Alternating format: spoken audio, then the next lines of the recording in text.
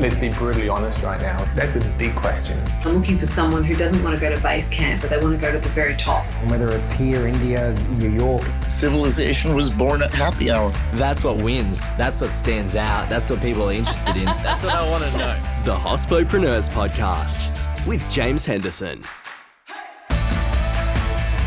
Hello and welcome to episode 126 of the Hospopreneurs Podcast. Gary Smith and his business partner Richard Fine set out to reduce the impact of single-use plastics in 2006, and in the space of only a decade led BioPak to become a leading supplier of food service disposables. Now, as a serial entrepreneur with an accumulated 30 years of experience in packaging, logistics and information technology, Gary guides the award-winning company as its CEO towards a sustainable and zero-waste future. Today's episode is sponsored by Access Collins, your one-stop shop for inquiries, reservations, and events. For full visibility and control over your bookings and inquiries in one central place, check them out at theaccessgroup.com.au. Let's get into the episode.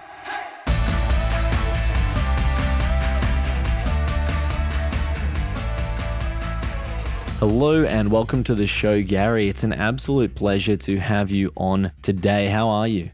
I'm very good, thank you, James, and thank you for having me. Anytime. I'm glad to hear you well, Gary. As you know, the first question that I like to ask on this program is a crazy hospitality story or exceptional hospitality experience. So tell me a bit more about your story. Well, a crazy story would be somewhere where we began this business, and crazy hospitality as in how we got into a market where 12 years ago, really no one was looking for our products and no one really knew anything about the brand that we do. So we did engage some distributors to try and assist us, and one of them were very keen on our products. It ticked some boxes. It was green. It was plant-based. It was very new in 2008 to everybody, and they agreed for us to give them as many sample boxes as we can so that they can give to all their customers. Now, we wanted to work through the large distributors across Australia. And so this was a wonderful experience and a wonderful opportunity. So off we sat, two of us in the business, myself and Rich, and we packed 500 boxes and we printed an A4 label, we cut it into a shape so it stuck over a square box, and it had a sticker on it that said, "How does corn change your coffee?" Because our cups were lined with a cornstarch, not a fossil fuel-based lining. And then it said, "Don't think outside the box, open it."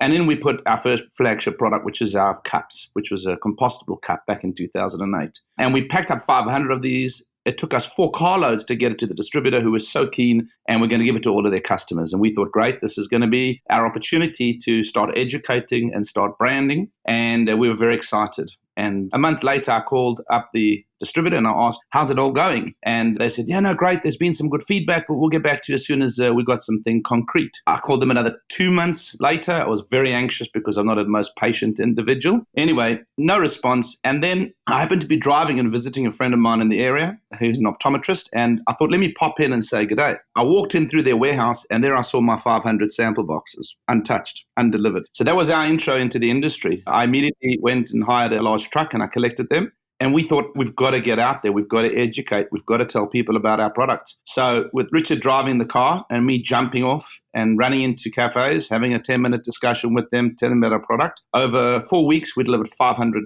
sample boxes throughout Sydney. And that's basically how, we were born. That's fantastic. And it was interesting there, though, that a lot of stories, they'll tell you about this incredible, I liked your innovative way to phrase that around the kind of quirky, don't look outside the box, open it. Interesting there that some brands finish with that story and then say it was all successful from there. But your story there explained that it wasn't successful from there and you had to really hit the pavement to push it as well, which is fantastic to see that tenacity. How far have then things gone since then? So tell us a bit more about how many businesses you supply now, and instead of 500, what sort of volume are you talking about now?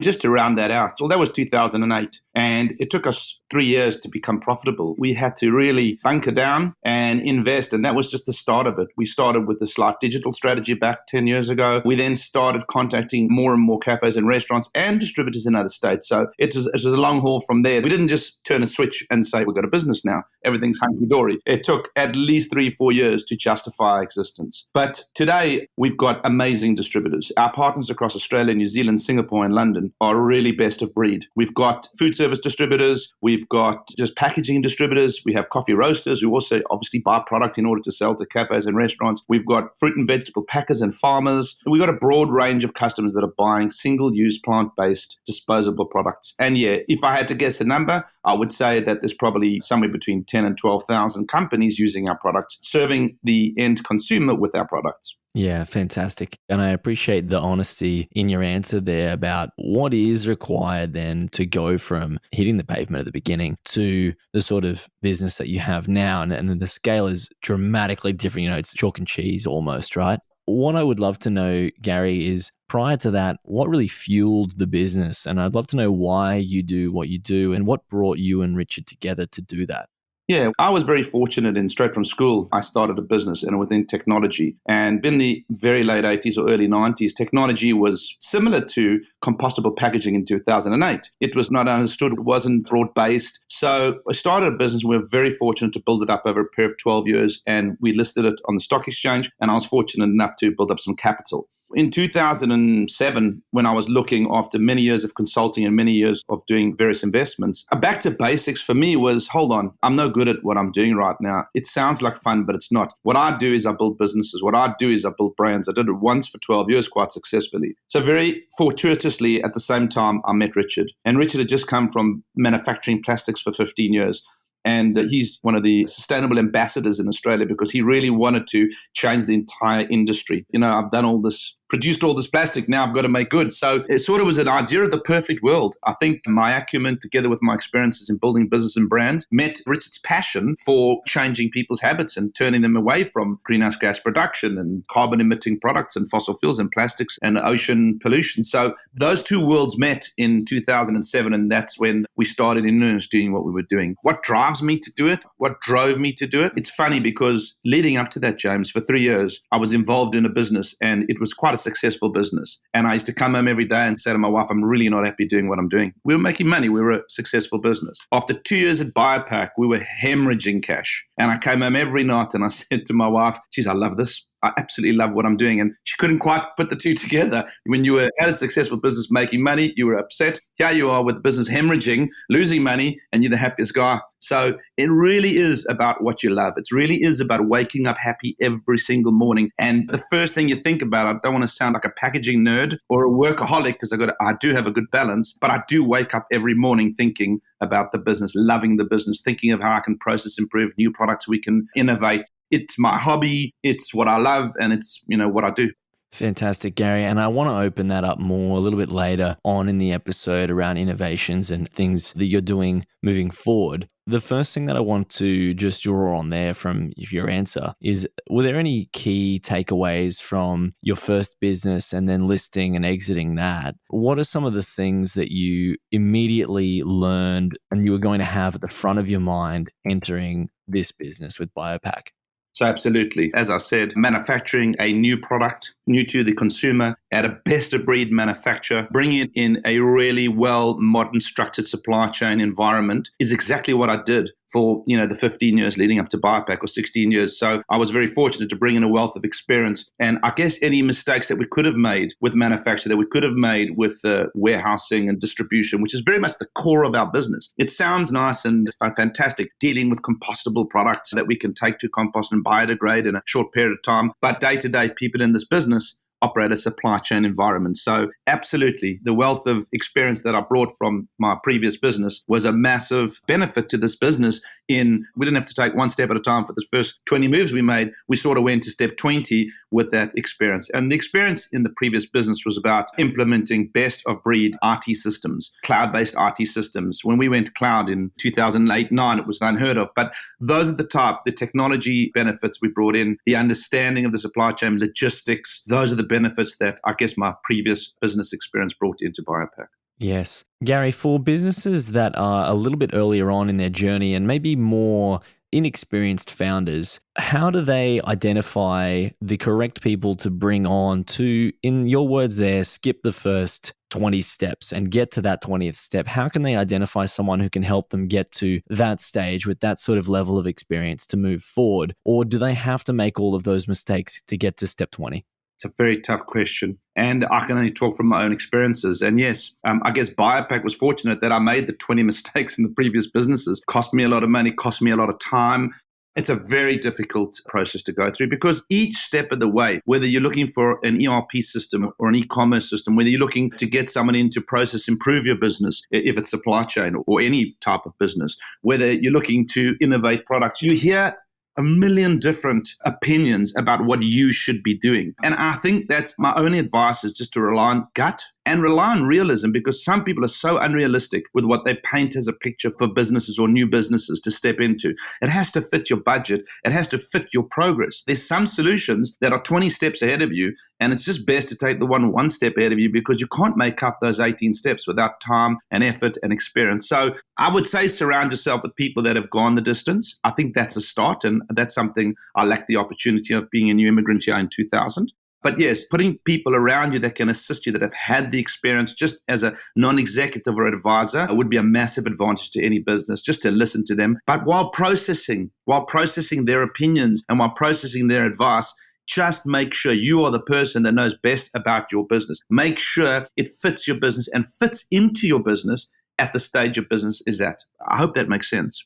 Yeah. How do you know whether that person should be listened to or not, should be taken on board? As the founder, as founders, this is a common problem that's encountered or challenge that's encountered, whether to weigh up and take on someone's advice or not. And that advice can come from anywhere. It doesn't have to be from another partner or an advisor, or it could be from a customer or a staff member. How do you know whether to take that advice on board or not? Are you weighing that up against, say, a value system, or is there something that you look at to then weigh up those pieces of advice? I wish for my children and for your listeners, I had a concrete answer for that. But I would just say that whenever I've taken advice, I do go back and rely on my own opinions of how they fit my business and if I should be listening to them. And as long as you don't get ahead of yourself in your business, and that's very easy to do, as long as you stay within the constraints of where you are at this point in time, I think you can hear many people's opinions and get many people's advice and know what to implement in your business. I think it's a stage where you have to have a bit of a level of maybe a confidence or even overconfidence in yourself to back yourself. To the contrary, James, I think the issue is procrastination when you listen to 10 people. I think people don't take that step forward when they listen to 10, and 8 of the 10 could be good opinions and good moves to implement. But it's about just sitting on all that advice and not thinking, what should I do? I think the better result is make the move. Back yourself, back your own opinion, back your own interpretation of that advice. And if you make a mistake, that's also okay, because that is much better than procrastination.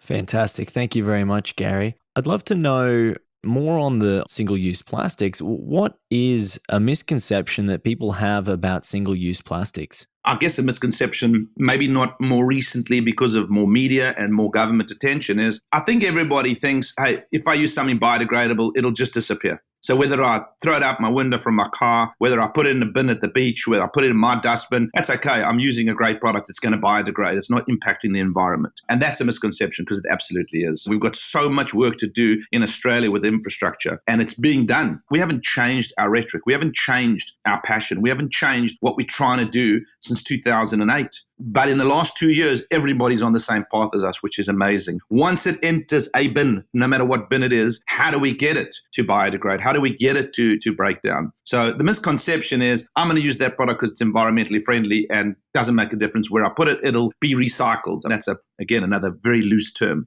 So it's not. It's going to go to landfill no matter how good the product is, unless we really knuckle down and build infrastructure in Australia.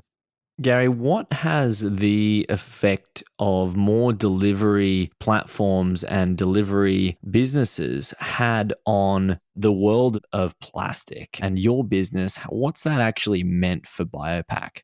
I think from two perspectives, we have to look at it. Number one is, for home delivery, these companies are looking for a really high quality product. So we spend a lot of time when it comes to the raw material in our brand, when it comes to the environmental footprint of the raw material, and obviously the disposal of our brand. But we've also spent equal amount of time on the quality. So people wanting that burger to get to a person's home and not be crushed or smashed, or that salad, I think it's had a very positive impact on our business because of the quality of our products, leaving out the sustainable side. And the leap up during this corona pandemic, the leap up in demand for our products over the last 6-7 months for home delivery specifically has been massive, because you've had these businesses where it's been the only form of income. So they've turned to home delivery. And I've seen the best of humanity during this COVID experience when it comes to many aspects. But the one thing, everybody has been of the opinion, if we're going to use this, if we're going to embark on home delivery and use more disposable packaging, what is the best we can be using? And I think we've been a major beneficiary because people are looking for sustainable packaging. So there's no doubt this home delivery frenzy has resulted in more disposable products. There's no doubt. But I would say quite comfortably that the vast majority are sustainable products. Fantastic. Gary, for businesses that are looking at sustainable packaging, what are some of the things that they should be taking into consideration more generally? And I obviously know that BioPak's going to be looking at certain things, and there might be some things that BioPak's going to be looking to do more of in the future. But when businesses are looking at sustainable packaging, what are some of those things that they should be taking into consideration? I think businesses, when they look for sustainable solutions for whatever their product is, I think they've got to be looking for a solution and not a product. So what I mean by that, the actual product is not the most important aspect of the application sustainability. So we need to be dealing with manufacturers that have, a responsibility for the product that they're manufacturing. We need to be looking at socially responsible manufacturers. We need to be looking potentially at B Corp manufacturers. We need to be looking at manufacturers that have an understanding of the carbon that they produce and hopefully offset that carbon. We need to be looking at manufacturers that in their manufacturing facilities look at how they are dealing with energy and reducing energy. We need to be looking at manufacturers when they get the product, have that to certified to a very high sustainable standard, and then have producer responsibility when they know their product is out there in the environment, and how they're going to contribute towards collecting it and making sure it fits a circular economy. So that could be a person manufacturing the case for your iPhone. That could be the person manufacturing the cardboard boxes that you bring your wine home in. It could be obviously our product that you bring your burger home in. And we're finding it more and more the way companies should brand and the way consumers or buyers should look to purchases, to look holistically at where they're buying from and tick many boxes, not just, hey, that product is a compostable plant-based product, because that does not necessarily mean it's a sustainable solution. Gary, what is it that you're learning about or exploring at the moment? I'm interested to know where your attention is and where you're looking, where you're personally, professionally pushing things forward or innovating. So that comes in two parts. Obviously, we have to look at product. We've got a responsibility. Being one of the leaders in the industry in Australia and New Zealand, and we've taken a nice position in Singapore without having much competition there, unfortunately, and as well in London, we've got to be looking and sitting down. And I do. I get in the morning some days, and I bring in Richard, who's my business partner, and I bring in Sarish, who's our industrial designer, and I sit down and I say, right, last night I thought about, we've got to change this, and let's look at the most recent one. During the pandemic, at the beginning of this year, I constantly looked at supermarket shelves and didn't see a picnicware range available with compostable packaging. It was just plastic. And innovation does not have to be this science. It doesn't have to be this serum or raw material mix. It just has to be the next foot forward. We thought to ourselves, let's go and see what's available. We really bought every single piece of picnicware on the shelves of Coles and Woolworths and Aldi and RGA. And we said, let's create a range that can replace all of that. Let's do the work for the retailer, saying that you don't have to offer plastic. If people are going to have a picnic, if they're going to go home with some plates or bowls or cups, they got to go home with a sustainable solution. Let's create the range. And that's exactly what we did. And it took about 2-3 months. We created a range and we launched it in 3 of those 4 retailers over the last month. So I guess that's, if you like innovation, I guess a sexier side of innovation would be when we looked at beerings, and we knew that the 100% of beerings when you went to pick up beer from a bottle shop was plastic. And we thought we could create a pulp bearing. We could create a 6-pack and a 4-pack pulp bearing, so that when you're finished and you've taken your beers out, obviously the can you can recycle through aluminium recycling, but the bearing holder itself, it can go into a recycling bin if it's pulp, or it can go into a compost bin. So product innovation we're looking for all the time. Currently, I'm thinking to myself, if you go into a restaurant, okay, and we offer a solution, they say, oh, you've got 3 out of the 5 items I need. You don't have this particular shape for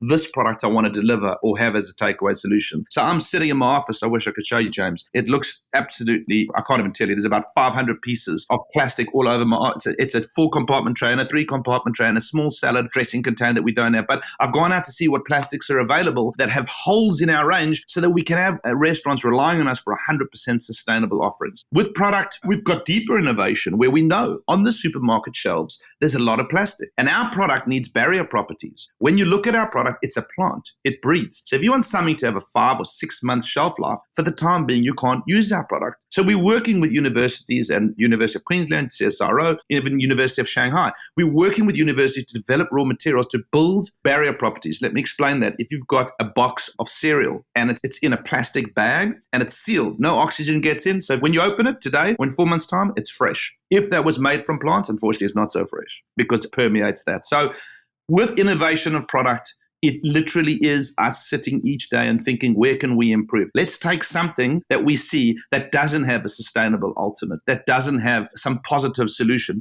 for users, and let's change it. That's on the product side. But that would occupy probably 30% of what I do. And the reason being is we're very fortunate to be in a high growth business. And where I have to apply my time and attention is to process. So I spend at least 70% of my day making sure we continually improve our processes in this business, whether it be our marketing processes, where we've got very good digital platforms like Marketo, or very good digital platforms we're building in Magento to deal with customers electronically so we can reach more people than our people can reach, whether it be improving our customer service by upgrading our CRM processes and understanding customers' requirements and complaints. And also, we're putting a lot of process improvement into making sure that we pull, pack, and dispatch on time, if you like the Amazon model. That's really where it takes a lot of time to make small changes in your business. That's where I really spend a lot of my time on the process improvement in the business.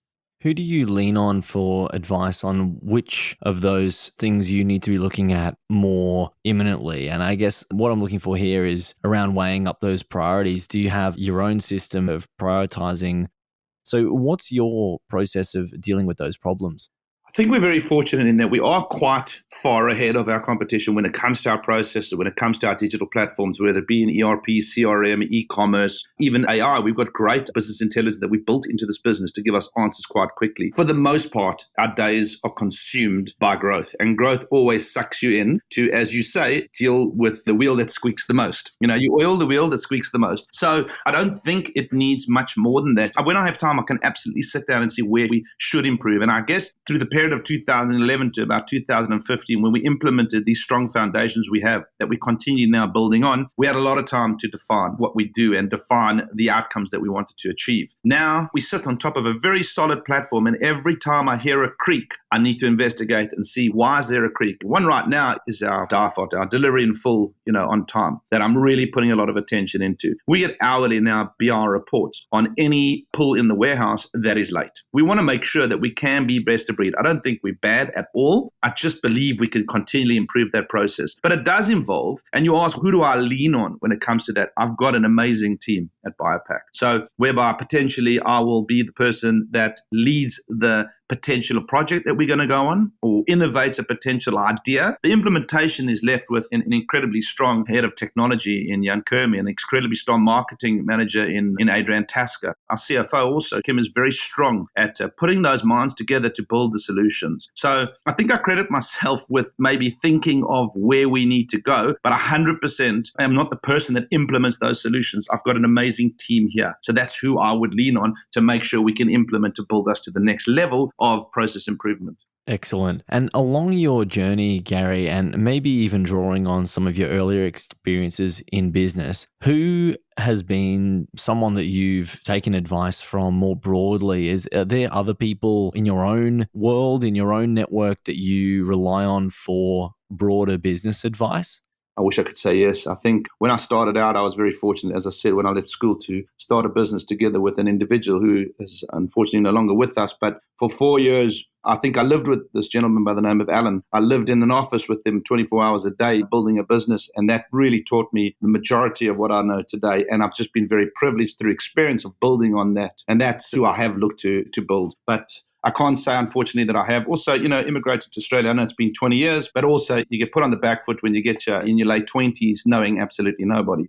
I think my team are the people that I look to for everything I do. And I bring them into every build that we do, every decision that we make. And we've got a really good leadership team in this business that we can bounce ideas off. And I think they've come into this business with amazing experience and a lot of people that they can lean on from their experiences, whether it be through marketing, whether it be through technology, whether it be through our financial people. I know that they lean on a lot of people in order to, develop their skills and build our business. So that's where we're very fortunate that they make me look good, because if I come up with an idea, their wealth of experience and network to implement it has been exemplary. Yes. And what about more broadly around any businesses or individuals or brands that you look to model aspects of your growth? I think I look to Amazon mostly. I think that's something that I look at. From our perspective, I know that we have got an amazing message in the business we do. We create a fantastic solution. But at the end of the day, we need to have a product. We need to have inventory of that product. We need to get it to the customer, because no matter how good we are at what we do, no matter what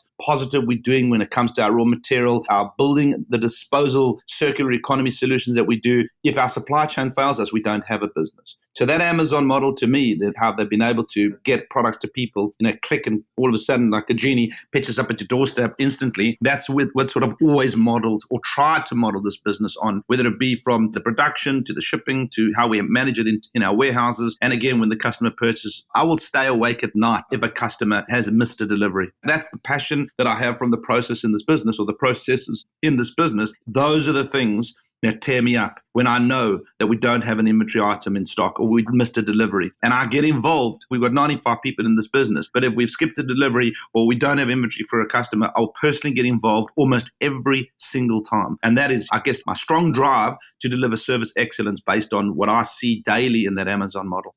And it's incredible to hear that level of passion from you, Gary. And it sounds like that hasn't decreased in any way, shape or form from even the first story that you told me about there, hitting the pavement to get in and speak to all those venues. It's incredible to hear that over such a long period of time. And thank you for sharing that story again. And I'm glad to hear that, Gary. Just building on that, James, I think that actually a religious leader in my community once told me, when my kids were growing up, they said to me that you cannot tell your children what to do. They won't listen to you, ever. All they're going to do is see what you do, and that'll mold them as future individuals. And I think I've got the same philosophy with the people that work with me. I've never, ever asked anyone to do something that I will not do or have not done. So you talk about passion. I have to, in my opinion, try to be the first person. Yeah, it's very hard because I've got people that rock up here at 5 o'clock in the morning. So that's become incredibly difficult. I like to be the last person to leave, or one of the last people to leave. I think that we've built really a culture in this business of incredibly hard, diligent workers. And if I can just from the top show that passion and show that drive and show that work ethic and put in that sweat, energy and effort, then I know that everybody around me will hopefully also, I guess, learn from that and also put in the same amount of energy.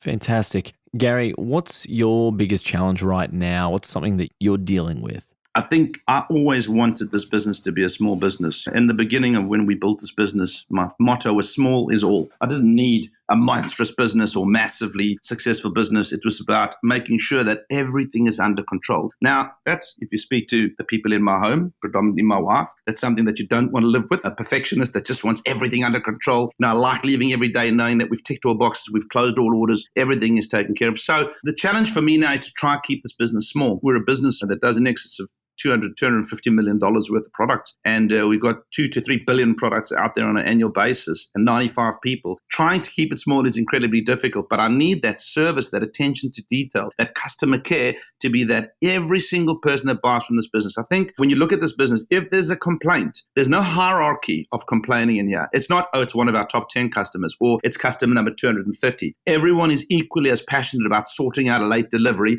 without qualifying who the customer is. And I've often thought to myself, well, I don't want to lose the big customers, but I've never changed that philosophy in this business. We don't qualify how big you are and how much you contribute to our business in order to make sure we look after you. So the biggest challenge is to keep that personal touch. So much so that in COVID, when we were really a little bit quiet, I brought in my sales team and I told them we're going back to 1960. I've always been proud of how we've modernized this business. We've never had a salesperson until our competition might have potentially 20, 30 people on the road, maybe 40, 50 people. You'll have to ask them. We have none. We've never had a person on the road. Up until 2 years ago, I had one very good account manager in Australia, one in New Zealand and one in Singapore. And London wasn't around in those days. So That was our business, an account manager within the business dealing with people digitally, killing them with service. So making sure they order, they were delivered immediately. We always had inventory, so they never had any reason to look sideways. In COVID, while the business was the biggest it has been, I brought everybody in, and now we've got 2 or 3 more salespeople, all internal. We don't have people on the road as such. And I said, we're going back to 1960. I need you to analyze every one of your customers. So everyone is allocated a customer.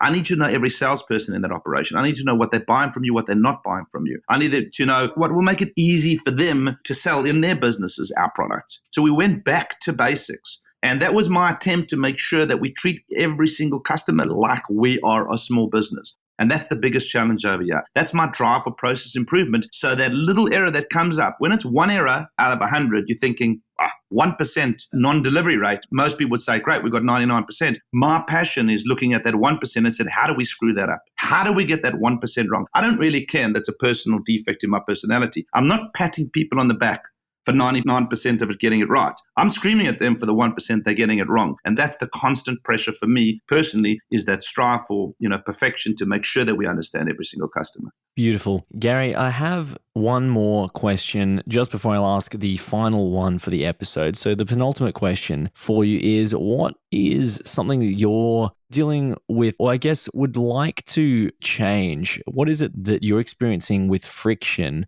This could be a sociological, psychological thing that you want to change. And from the sounds of things, it could be, there are some things that you mentioned earlier in the episode. I don't want to put words in your mouth though. So I'm interested to know, what's the point of greatest friction that you're having at the moment? This does not, in my opinion, impact our sales because our sales are healthy. It doesn't impact our business because we work very hard to make sure we improve our process and our business constantly. But it's, for me, is extremely depressing, the misnomer that the entire waste industry is under with regards to the disposal of our products. For me, it's a very simple solution. Our packaging has food. When food touches packaging, it contaminates it. No recycler wants it. There's no facility to clean it, bring it back to its raw form so it can be recycled. Very easy solution. If you take food and packaging and you put it in a bin and you take it off to a composter, an industrial composter that can process food, and there are plenty around the country that we partner with that will compost it. In 6 to 8 weeks, it'll turn into soul food. It will be quality soul food for agriculture that is crying for the product. It's not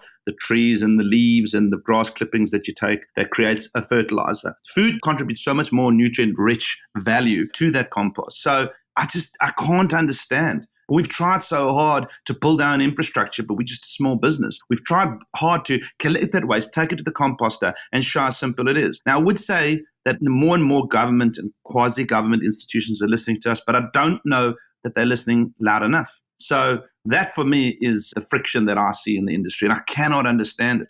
I cannot understand how every cafe isn't told you have to have an organic bin behind your cafe so you can put your food waste in there. Food waste contributes 90% of what goes to landfill, not packaging. Packaging is a minute part of it. So we're looking at a broader picture where our product is symbiotically linked to food, which is creating all the greenhouse gas and all the pollution coming from landfill. That's what we have to try and divert. So if there's this massive, huge amount of waste going to landfill that could easily go into compost, and we have a complementary product that'll propagate that in the direction of compost, I still don't understand how it's not done. So we were sitting outside a cafe in 2017, December 17, and we were trying to find out who can collect the waste from our cafes. And no one would help us. No one would look at us. No one would see what we were doing. And I saw a truck drive past us while I was sitting in a coffee on a Saturday morning in Bondi, said organics recycling. I ran and I jumped on the truck and I spoke to the driver. I then spoke to the business owner. And we got them to give us their truck for a week so we could just collect from our cafes. And hence we built what we called the Compost Revolution, where we offered every single cafe or restaurant or stadium or caterer the ability, we'll pick up your waste. We had 86% of the postcodes covered in Australia with 13 great industrial compost partners. But it just didn't take off. The consumer thought it was an extra expense when we believe it was removing one bin and replacing another. That's an area of friction. And so much so that we've committed hundreds and hundreds of thousands of dollars in our Give Back program next year to build awareness in composting. We've got all the partners we need involved. We've got government, we've got private industry, we've got other producers, our competitors. It's completely an agnostic site that we're just using. We've got some excellent marketing ability in this business. Without a salesman on the road, obviously we sort of okay at marketing. So we're going to take people and put them in a separate business to market composting, to market what is the best solution for our product and for the food service industry so we can divert 100% from landfill. So that's a frustration for me. That's friction for me. That's something I just get out of bed every morning, cannot understand how it's just not immediately adopted. And I know I understand that they're brick walls, and I understand that there are things in their way, but I don't care, and I don't think anyone else should. I think they should push those walls aside and look for solutions. What a wonderful and inspiring answer, Gary. Thank you very much. The last question that I have for you on the show today is, who would you like to hear on the show? That's an interesting question. I'd love to hear Jeff Bezos if you've got a couple of... Of course. I'd love to reach out to Jeff Bezos. He obviously is someone that you look up to as well. I also think that if you could somehow get, maybe not Ellen MacArthur, but the Ellen MacArthur Foundation, the leaders of those type of non-profit organizations, I think they tell an inspiring story, and they've got a view of the entire world. We just a small portion. And what we do is very global. It's not necessarily Australia-based. Obviously, each country has its own waste and ways of treating the waste and infrastructure. But I'd love to hear more from those sustainable leaders that have got amazing amounts of experience and work done in the industry. Excellent. Thank you very much, Gary, for joining me on the program today. It's been a pleasure having you on, and I'm looking forward to the future of BioPak. Thank you, James. Thank you for having me. This program is hosted by James Henderson, with technical production by Jake Olver. Voiceovers were by Angus Brennan and Shim Phelan. Thanks to our distribution team, and a special thanks to you for tuning in every week. This program was produced by H Media. We'll see you soon.